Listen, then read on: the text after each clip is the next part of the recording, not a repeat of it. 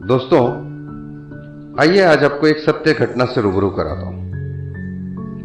आजकल की नालायक व संस्कारहीन संतान का उपचार। अब 50 प्लस की पीढ़ी को बहुत समझदार होने की जरूरत है। इस तरह के केस हर दूसरे घर की कहानी हो गई है। मेरे एक दोस्त के माता पिता बहुत ही शांत स्वभाव के थे। मेरा मित्र उनकी इकलौती संतान था। उसकी शादी हो चुकी थी, वह उसके 2 बच्चे थे। अचानक उसकी मां का देहांत हो जाता है।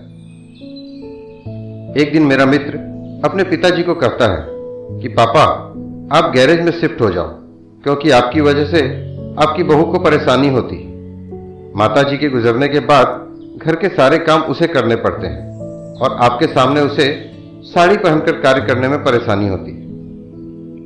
अंकल बिना कोई बात किए गैरेज में शिफ्ट हो जाते हैं।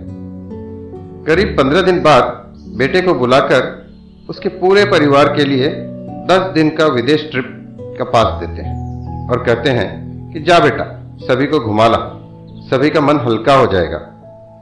पुत्र के जाने के बाद अंकल ने अपना 6 करोड़ का मकान तुरंत 3 करोड़ में बेच दिया।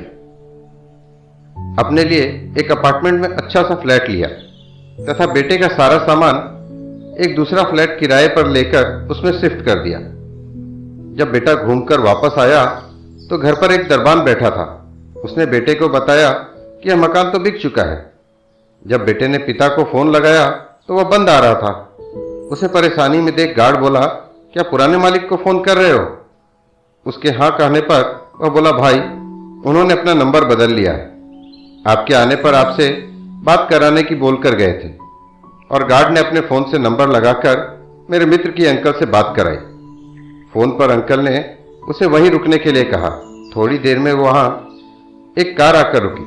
उसमें से अंकल नीचे उतरे और उन्होंने मेरे मित्र को उसके किराए वाले फ्लैट की चाबी देते हुए कहा कि यह रही तेरे फ्लैट की चाबी, 1 साल का किराया मैंने दे दिया है, अब तेरी मर्जी हो वैसे अपनी पत्नी को रख।